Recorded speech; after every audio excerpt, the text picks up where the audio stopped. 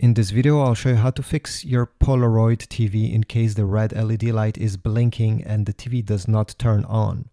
This can be the cause of many different problems, but I'll show you different solutions on how to fix it. So let's get started with the easiest of them. Start by unplugging the TV from the wall socket or from the power strip and let the cord sit. Then you're going to locate the button that is under the TV. Usually it's under the red LED. Mine is over here in the middle. Maybe yours is on the left side or on the right side. You see, if I zoom here, you can see there's definitely a button right there. And I want you to press that button during 1 minute. Although the TV is not plugged, this will drain the remaining power from it. So keep this button pressed during a full minute. Then go ahead and release it. Now, before plugging back the TV, I suggest you wait 5 minutes. Do not touch anything, just let it sit. After that, after 5 minutes, you can plug it back. But I suggest you do not use a power strip like this one, or maybe yours has a surge protector. Try plugging the TV directly into the wall socket instead.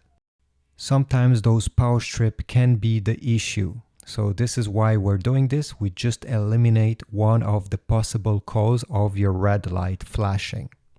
And now it's time to turn on your TV. Turn it on using the power button located under the TV. Do not use the remote control. Hopefully this will solve your issue and you'll be good to go.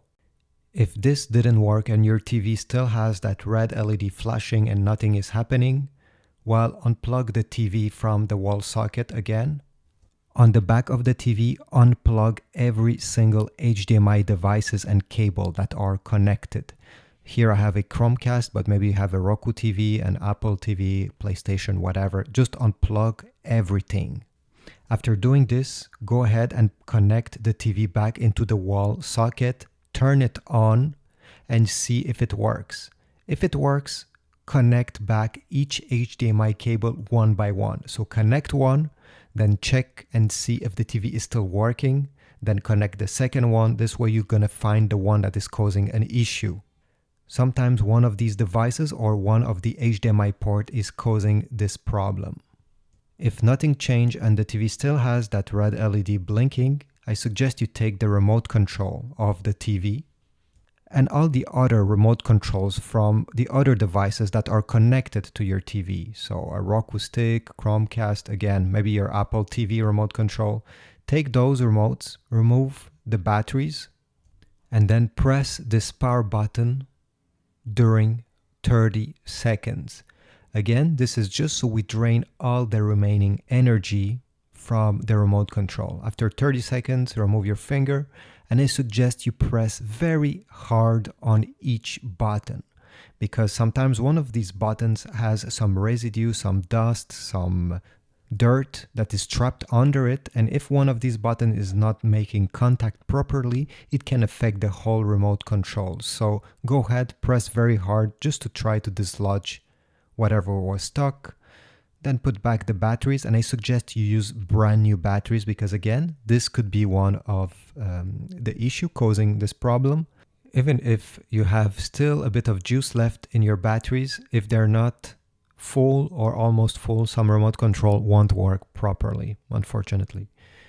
Okay, now once you're done, go ahead, power on the TV, and if it's not working, try to do the same exact thing I just showed you with the other remote controls of the devices that are connected to your TV.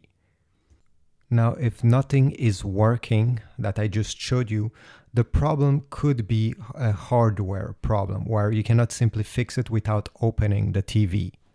There's many different components making a TV, and many of them, when they're failing, can cause this red blinking LED. It could be the main board that you need to replace, and in this case you can go on eBay, there's a bunch of them, and hopefully it does not cost too much because most of the time it will be just cheaper to trash the TV and buy a new one, unfortunately. It can also be the power board that has failed. In this case it's a bit cheaper than the main board if you're trying to search for a used one. But since we're not sure what is causing the problem, it's a trial and error, and you can end up spending money on something that you don't necessarily need. So I highly suggest you find a technician or somebody who knows how to fix these stuff if you intend to invest some money into repairs. I hope your Polaroid TV is now working properly. If one of these solutions fixed your issue, please leave a comment down below. I'm sure it will be useful to someone. If you have another solution that I didn't talk in this video, please write it as well. I'm sure somebody will be grateful, again, to read it, since, I cannot know all the tips in the world. Like, subscribe, and I'll see you in the next video.